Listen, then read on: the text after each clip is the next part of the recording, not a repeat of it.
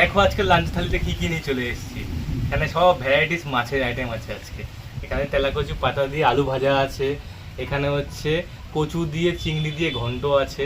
কচু দিয়ে না, কচু শাক। কচু শাক, তাও ঠিক, কচু শাক দিয়ে, হ্যাঁ। এখানে হচ্ছে চিংড়ি, সর্ষে পোস্ত চিংড়ি আছে, এখানে ভাপা করে করা হয়েছে একদম। আর এখানে আছে ভেন্ডি দিয়ে মোরলা মাছের টক আম দিয়ে। তো খেয়ে নি। এই চিংড়ি আর মোরলা মাছের রেসিপিটা তোমরা আমাদের চ্যানেলে বড় ভিডিওতে পেয়ে যাবে, দেখে অবশ্যই ট্রাই করে নিও। খেয়ে নি। কচু শাকটা প্রথমে খাই।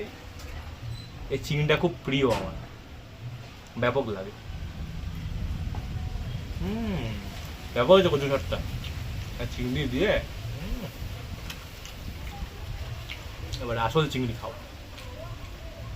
ওটা কি নকল চিংড়ি ছিল? না না, ওটা তরকারির সঙ্গে চিংড়ি তো, এটা চিংড়ি তো। খেয়ে দেখি কেমন হয়েছে? ব্যাপক ব্যাপক, দুর্দান্ত হয়েছে। মোলা মাছটা খেয়ে দেখি, পুচকি পুচকি মাছ। আজকে সব ছোট মাছের দল।